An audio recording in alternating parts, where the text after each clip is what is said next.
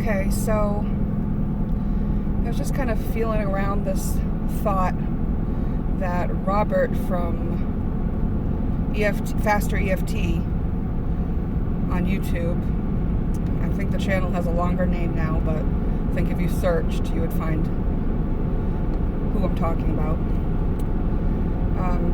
He said something in his video that I watched, and he was describing things, in a different way than I would describe them, but I understood everything he was saying. And one thing that he noted was that when people are acting in fear, that it is actually rooted in love. Because if you are fearful and then however you're behaving, it is with the purpose of protecting yourself. And protecting yourself is a way to love yourself. So, because I know that alchemy is just the transmutation of something in lower density into a higher version, but in alchemy, what you're doing is you're taking something that already exists, and that's why you're able to bring it up to the other side of the scale, right? And so when we look at fear and behaviors that are rooted in fear as actually being rooted in love, in self-love, here is the basis of the ingredients that we need to know we can alchemize it.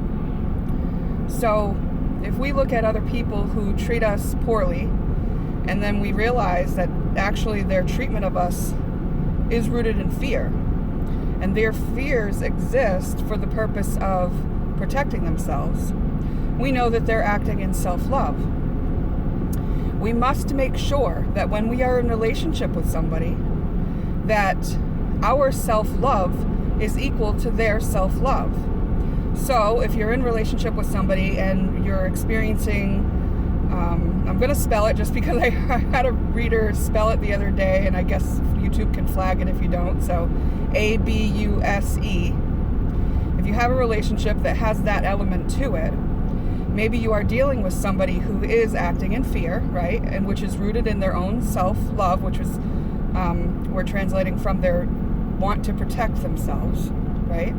So if you are not self-loving enough, then you will experience that ABUSE as detrimental to you. If your self-love is equal to their self-love, then you will make the decision you need to make to walk away when that's appropriate, right? So it's always a lack of self-love, or if our self-love is not equal to another person's self-love, that self-love that they have can end up harming us.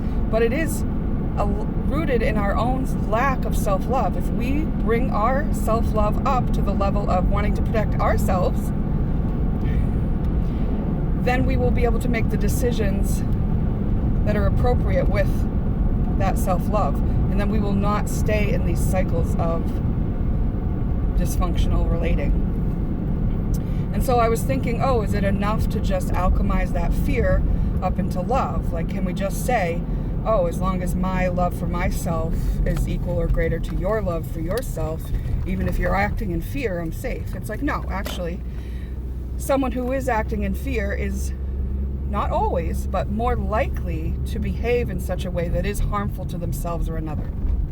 So it's the behavior that becomes dangerous. And the behavior is what we do when we're trying to make a choice on how to handle our fear. Or in this example, our fear. So somebody who's acting in fear to try to protect themselves might make the decision to do such and such a thing that is actually harmful. All right, I'm pulling into my destination, so